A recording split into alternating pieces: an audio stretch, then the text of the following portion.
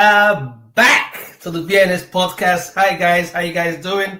Wherever you are in the world, for my friends and family who have been in either Qatar or somewhere in Asia when I met you on my trip, I just want to give a big shout out. Thank you for taking good care of me. It was an awesome trip. But we're back to the United States, and here we have back is my co-host Obi G. What's up, Obi? I'm doing great. How are you doing? I'm doing well.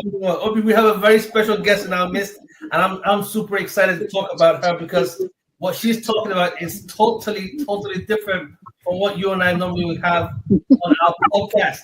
And it's good for us because it's good for the ladies in our lives. And our guest today is no one else but Tara Harris. Tara, welcome for the first time, hopefully not the last, on the BNS.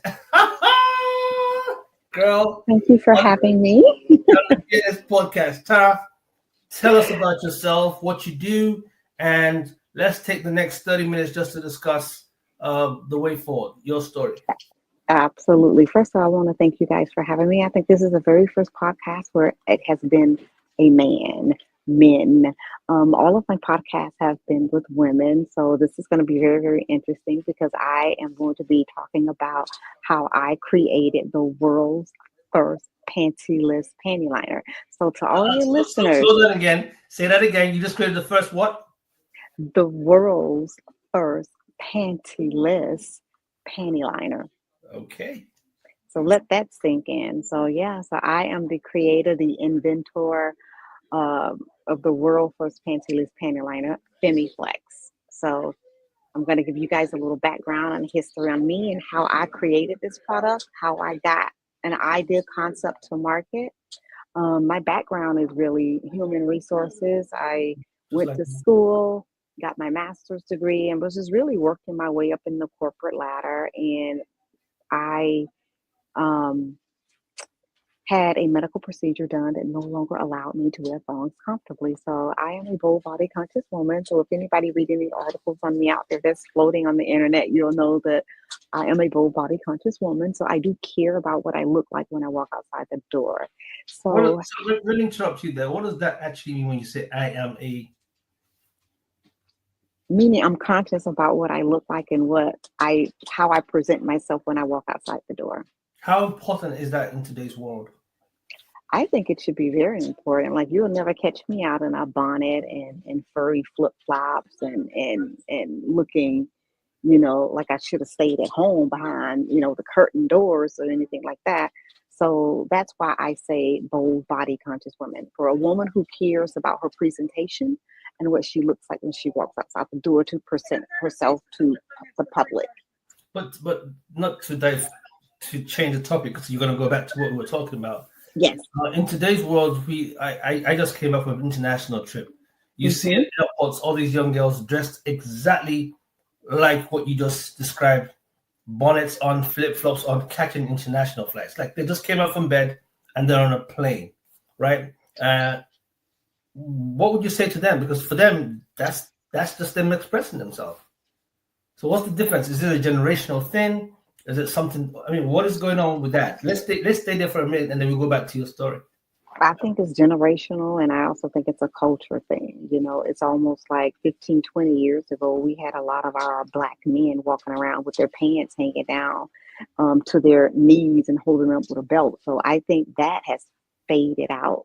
Don't see that as much. I mean, to me, it was just a very disappointment to see young men who want to walk around and show their underwear.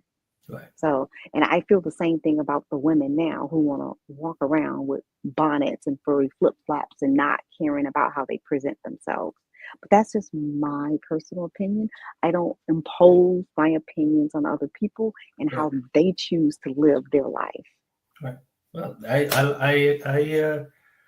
like the way you just put it out there. So for our audience who might be thinking that, it's okay, then it's okay. And for those who feel that it's not okay, that's another generation altogether. You just heard from someone else who just agreed with you saying it's not okay. So Tara, let's go back to the story. You had this medical procedure done. You don't have to talk about it if you don't want to. If you want to, you can. The platform is free for you to discuss that. You said after that procedure, you couldn't wear thongs Oh, comfortably, okay. comfortably. And I'm trying to figure out a resolution. Like, what am I gonna do? Because I don't like panty lines. And I'm trying to figure out. I wanted to wear like I think I had some Aloe leggings or some Lululemon leggings, and I don't know how I was going to do this because I couldn't go commando. Can't go commando. I am a woman that needs moisture absorbent like millions of other women, right? This is why the panty liner industry is a $36 billion per year industry based on my research 3 years ago. So when I created FemiFlex, it's just an alternative to traditional panties or underwear. And it's a shock to women. They don't get it. I've heard slang language as a vagina pasty, coochie sticker, band-aid, but my, uh, language would be, how I, pronounce it would be a pantyless panty liner. But some women don't get it. So I kind of have to. So for those who don't get it,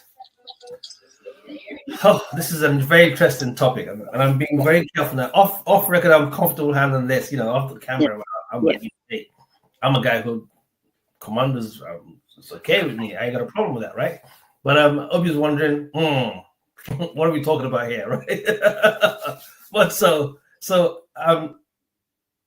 how do you explain that to someone who can't understand it? Well, we all have been brought up to have and to wear underwear every day with your clothing, right? That's correct. The men, the women, we teach our young children that. So it's a mindset and it's a learning and education curve. Now, for me to introduce my innovative product and to tell women you don't have to wear underwear anymore, that this little sticker replaces your underwear. It gives you that comfort and protection that traditional panties or underwear give you, but it's just a different mindset. If you read some of my reviews on Amazon, they say it's so comfortable that they forget that they have it on and they urinate on it. They go to the bathroom and they urinate on it because it's so comfortable. So it's like a Band-Aid. You can think of it as a Band-Aid for your most valuable lady part, yes. So in other words, instead of you having a panty liner, which goes on the pants, on the underwear. Yes. You are now taking the panty liner away from the underwear and putting it on the lady's private part. That is correct. And it sticks to the body. I'm not doing bad. OBC, there you go. There you go. It sticks. I did not reinvent the wheel. I just took a product that was already on the market and made it my own. It's kind of like what Mark Zuckerberg did for Facebook, right? Everyone, how did Facebook get so big? Well, MySpace was out there before, but MySpace. But MySpace didn't catch. So Mark Zuckerberg took that same concept from MySpace and created Facebook. I took the same concept from Always, Carefree, Stay Free, Kotex, Tampax, all of the big conglomerate brands out there in their, feminine hygiene products, and took their panty liner and made it my own by I changed the length of it, the design of it, and I'm using a silicone material that most feminine hygiene products don't use so that it sticks to the body. So a woman can remove it to go tinkle multiple times a day, dry herself, and put it back on, and that sucker won't move. You can wear it with a dress. It will not fall down. Wow, that's interesting. So you're looking at the creator of the world's first pantyless panty liner. So look out for me. Lots of great things coming, and I'm proud to be a Black woman who created the world's first pantyless panty liner with a patent pending. I am making history. Wow. And we are so glad to have you on our platform while you're still in the process of making history. Please don't forget us when you make it big in the billion-dollar industry that you're going into. So at least you can say, hey, I met these two brothers from the BNS podcast back in the day. Here we are now. We have audience to all your parties and all your events and everything else that you're doing in the big world. Well, I so applaud you for what you've done. Obi, you have a question for Tara? I have a whole lot of questions for her. Unfortunately, we have so much to talk in a very little time. Okay. So before Obi asks his question, Tara, Obi is based in Nigeria. That's Africa, right? And Hmm. you know the natural environment in some ways is very conservative, right? So Hmm. this topic that you and I are having living here in the Western world, someone's like saying, what are they talking about on the BNS podcast? The Yeah. problem is that there's a generation actually out there in Nigeria or in Africa. 40% of the population are under 40, so they can communicate and relate to what we're talking about. That So is correct. I didn't ask you a question because someone out there is saying, I want that. How do I get it? Obi? Well, right now it's I I sell with Amazon, so they do Canada, they do Mexico, and the United States. So right now I do not have the export to Africa currently. But as I said before, I met with international reps this week from Yeah. Brazil, Canada, EU, and Southeast Asia. So I am looking to export my product to those countries. Now, what we need to talk about now is maybe speaking with someone and trying to export to Africa to make this product available for women in that country. Wow. Okay. Well, I can guarantee that a couple of women who are big time entrepreneurs who have done well, former beauty queens who have moved into other dimensions of the world, whether they're attorneys or advocates against um, human trafficking, who are also businesswomen out there on the Hmm. continent who are regulars on our platform.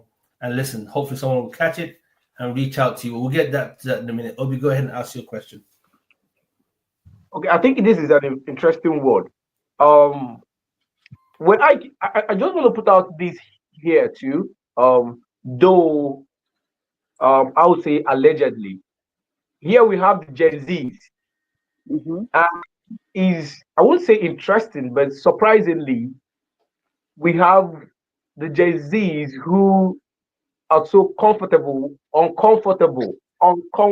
with wearing undies. And I think this serves as a solution. But I was wondering earlier how the undies that was once a solution became a problem, right? Maybe you will have to come into it. But then I want to start from somewhere. But then again, Hold on a second. I think we should allow to answer that question because that question is a big one. Underwear at one time, Tara, was a solution to a problem. Now we're saying the underwears and the panty liners are now becoming a problem. So how does that what has changed? Well, I think the culture has changed. I think fashion has changed. I say if you look at the clothing, if you look at bridal dresses, if you look at women on the red carpet in Hollywood, I live in Los Angeles, and the award shows, women are dressing more scantily clad with no clothes on. I'm going to be honest with you. You look at some of the dresses, there's no way they could have underwear on, not even a thong, Mhm. with some of these clothing that they're wearing on the red carpet in public, right? Mhm. But women are all different. Most women that I've spoken to, focus groups or whatever, and women who are comfortable with sharing their experience, I'm usually the person that can get a woman to open up. And most women cannot go without panties or underwear because women are very moist and nobody likes to feel wet and sticky unless they're engaged in sexual activities. So we don't want to be at work or on stage or flying on an airplane or traveling on vacation and feeling that way. This is why women wear panties. It's not because it's there's no other reason to wear them. It's to keep a woman dry. And panty liners has been on the market for over 100 years. Panty liners were made to keep a woman's panties clean. because you could take them off, roll them up, throw them in the trash can, and put another one on. So, and it's a 36 billion, and I'm pretty sure that staggering number has increased from my research 3 years ago. So when Femi Flex was born as a pantyless liner, I mean, honestly, I have a very niche market of women that will, be customers, but it's enough women out there globally to still make Femi Flex a success. So that's kind of where my head is. That's kind of where my thought is. Do I believe that I can get every single woman to stop wearing panties? No. Yeah. Some women are very conservative and some women just aren't going to do it. But women who are very, I don't know, conscious, body conscious, who are open, who women that model, women are comfortable with, taking their clothes off in front of other women, because that's what you do when you model. That's what you do when you're acting. That's what you do when you're on set. That's what you do when you're in a crowd and you're in that scene. We're talking Las Vegas showgirls. We're talking dance and yoga, Pilates actors. I mean, entertainers, people changing fast backstage. Nobody has time to be looking at you to see what's going on. People are moving and shaking. So when I say that I have a very small niche of women, I think those are my women. And I think it's enough, bold, body conscious women globally that could still make this product a success. And I also believe that beyond that group of women you're targeting, there's an entire generation that will buy into what you're thinking, because that's the way they think. They're not models. They might be professionals. They might be students. They might be athletes. Whatever. They're thinking along the same place you're thinking, and so they will also buy into that concept. That's just my belief. So Obi, go ahead. You have a question for our guest. Yeah, sure. So let's go back a bit. I read through your bio, and the dream was a Hollywood star. So at what point did we have this change or paradigm shift? How did it happen from the dream of a Hollywood star to the first female product ever? Yes. So right after college, I moved to Los Angeles from Georgia to Los Angeles, California to pursue my acting career. So I've done some TV shows, commercials, dated a few celebrities, and worked my way up. I'm a member of Screen Actors Guild, all of that good stuff, right? So you do all of that grinding and stuff. You do your stand-in work, you do your extra work, you do your photo double work. I mean, I photo doubled for lots of people. I was, a stand-in for Halle Berry on the movie. I think, was it the Dorothy Dandridge story. So I've been there, done all that. But I think when you just get tired of the grind and the hustle and the bustle, I got out of it. I said, I've had enough. And I fell back on my degree. And then I got back into corporate America, which is the first time I ever worked in corporate America. And I just elevated from there. And then, falling into human resources, which I love, I plateaued with just having a bachelor's degree. So, and my bachelor's degree was in mass communications, which, I should have been, working for Extra or Entertainment Tonight or some type of TV segment with that degree. But I worked my way up into HR, and then I became stagnant. And then I had to go back to school to get my master's in human resources business management. So that's how it all started. So my grassroots is acting. And once I get to a platform, I do want to do a biopic of my life history and how I created the world's first pantyless liner, from my upbringing to, doing a few gigs in Hollywood, California, to now being an entrepreneur, to now being a creator, inventor of the world's first pantyless panty liner for my bold, body conscious women globally. Wow. That's interesting, Tara. The question I had in my head was your upbringing. I think you mentioned. Now I'm going to ask you two questions. You take the upbringing first, and then the second one is the very important question that most entrepreneurs most entrepreneurs could be thinking about just listening to you. Tell us a little bit about your upbringing growing up, okay? But then also, I can imagine you as a black woman trying to put this thing out there, and manufacturers and people in the industry saying this is not going to work, right? You must have faced a certain level of rejection. People not I understanding. still do. Okay, well, there I you go. still do. So people not understanding what you're trying to do, where you are, how you're going to make it happen, but you still managed to overcome. After talking about your background, can you please tell us how you were able to overcome that rejection? Because there is another person, another entrepreneur, another young lady who's listening to this platform wondering, I have a vision like this too, but mine might not be pantyless panty liners. It could be something else. And I'm facing all these rejections. What do I do to stay relevant and overcome that? But let's hear about the background first, because it's going to help someone. Oh, absolutely. So I grew up in a small Georgia town, a rural area. So I'm a country girl by heart. And I went to an HBCU school in Atlanta, Georgia. And then from there, I got the acting bug. I mean, my major was mass communication, but my minor, I believe, was in theater.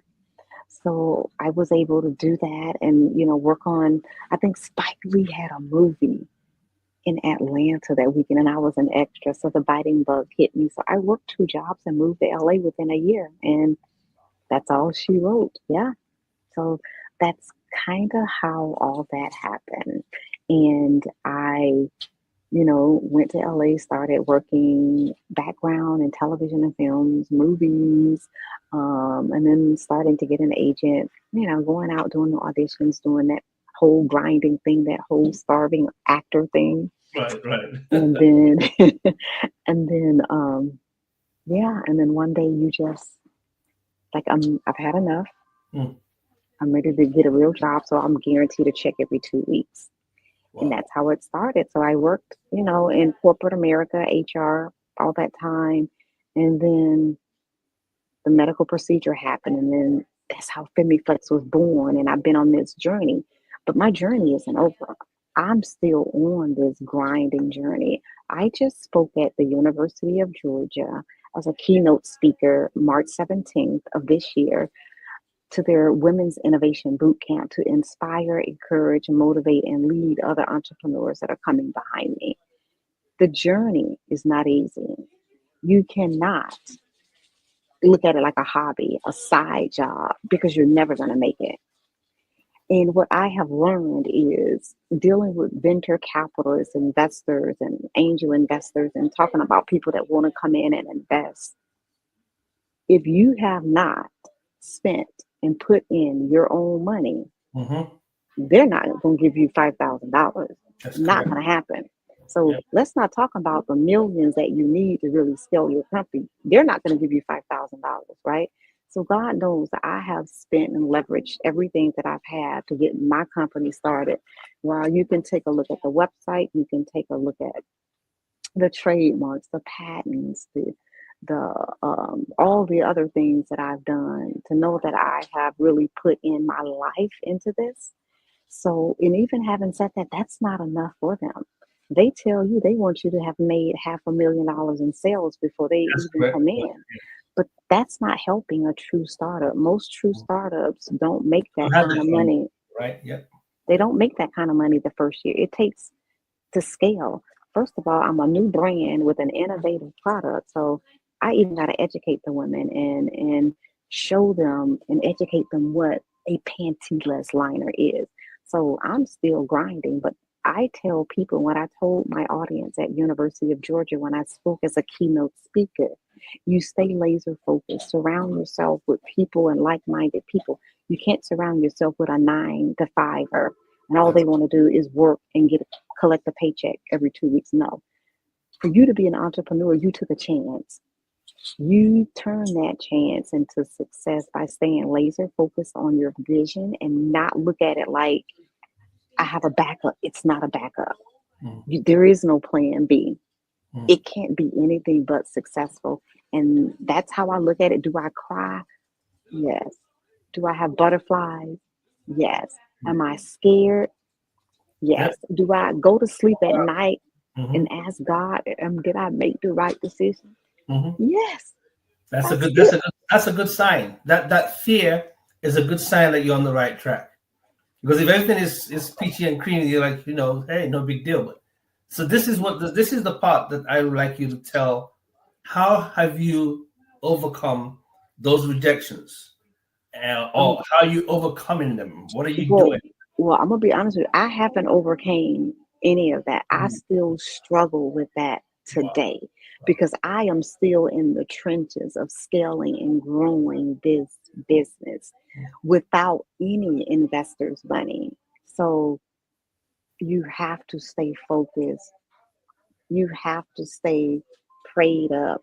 You have to put one foot in front of the other and make one progress is better than making no progress. So that's what I tell people. So that's my journey. You can't give up because you didn't make that $1 million the first 2 years. You just can't do it. You only fail if you stop. I agree. Say that again. You only fail if you stop. So I have 5 S's to success, right? This is what I came up with. Okay. You're going to stress. You're going to stress. You are going to make sacrifices. So you will sacrifice. You will, how do I forget? You're going to stress. You're going to sacrifice. You're going to starve. You're going to have starve. And I don't mean food. Yeah, I know. It's starvation of you cutting back on things that. Denying yourself. That is correct. And it was, oh my God, I can't remember my 5. It was stress. And you're going to struggle. It comes with a struggle. But that last S is success. That's correct. So that last S makes all the other S's worth it. The stress, the struggle, the sacrifice, and the starvation.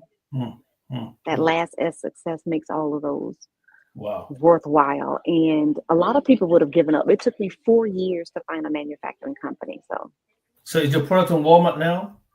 It's on Walmart.com and Amazon. So I am not in any retail. So what I tell any entrepreneur with a new brand and a new product, if you don't have marketing dollars behind you, you should grow your customer base e-commerce online before going into retail shelf stores. Because if your product does not move quickly, they will pull you off the shelf and you will tarnish your brand.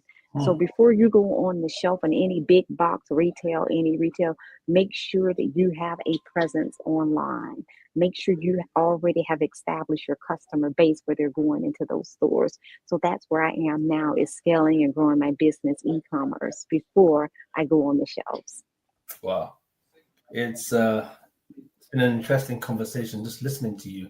And I know we're limited by time. I want to take a last question. And actually, I want to take the last question, and I'm going to give you an opportunity to say something to our audience. My question would be, if the Tara of the age 22 that moves from Georgia to LA was to sit down with you now and say, what do you think I need to do to make it? Would I be able to make it? What would you tell that Tara at 22? Oh my God, that's such an interesting question, because at 22, I never thought to be a creator, an inventor. It never crossed my mind. And people ask me that today, and I'm like, I never thought to have my own business. My mom raised me to go to school, get a good job, climb your way up the corporate ladder. Never thought to branch out and to do something like this, to have my own business, to put everything I got into this business. And to think I created a whole different sector of business, it's mind blowing. So I would just say, I'm a believer everything happens for a reason. I am a firm believer everything happens for a reason, because I didn't know that I would be sitting where I'm sitting right now. Now, will I say that when I'm on Forbes magazine's cover, as when I'm getting, recognized for being a trendsetter, an entrepreneur for other female entrepreneurs coming behind me, I would just say it just fell in my lap. This is not something I desire to do. Wow. So and that's what would you tell a 20-year-old who's thinking of doing what you're doing now? Stay focused. Don't look at it like it's a hobby. And you can do anything you want if you put your mind to it. Wow. Anything you want if you put your mind to it. Like right now, I have other inventions that's innovative. Like when they tell you, when you create something for the first time, that invention bulb just pops on. It's like, oh, yeah. And then now I can carry through with that because I've been through it. And the second journey will be a lot easier because I'll have knowledge, I will have funding, and I will have some money back behind me that I won't have to do the struggle that I did with my first invention and my first creation. Wow. Tara, thank you so much for your time. I know Obi just jumped back in. We are out of time, and I can hear my guys in the back saying the blinkers are going off on my side. To all our audience who are watching globally, thank you so much for being there with us over the years. This is what it's all about. Having a Tara Harris show up on the BNS podcast and tell us her story of what seemed to be an adversity, but now she's turned it into what's going to be a multi-million, if not a multi-billion industry in time to come. But Tara, there's something we normally do on the BNN podcast. We have a drop-off question that you can ask the next guest. You don't know who they are. You haven't seen them before. You don't know whether it's male or female, but you want to have a drop-off question. Take a second, look at the camera, and ask the next guest whatever is on your mind that you want to find out about them. And when they come on next week, we'll ask them that question. Do you believe in yourself? Wow, that's powerful. Hey, Obi, do you believe in yourself? 100, I do. Yeah, we believe in ourselves, Tara. If not, this podcast would have gone a long time ago. We've been up the grind, and we're still doing our thing. Thank you so much. Congratulations. Thank you for having me on your show. Where can folks find you, Tara, if they need to find you? Absolutely. FemiFlex is available to purchase on Amazon.com or on my website, FemiFlex.com.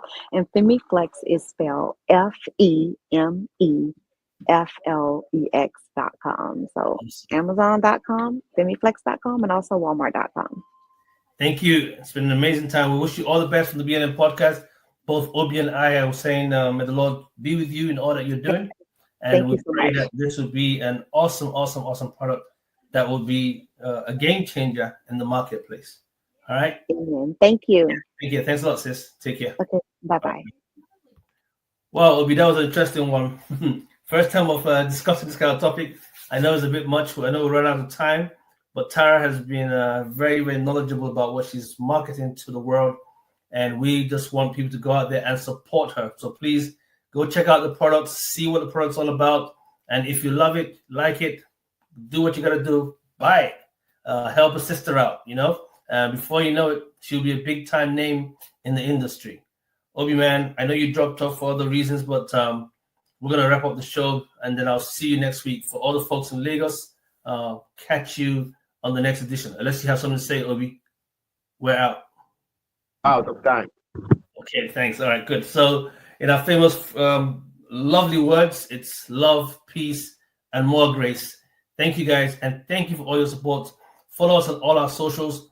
Like, share, invite, and please hit the bell button. That's notification that you have the show on. Until next week, Sunday, it's peace, love, and joy from the BNS podcast.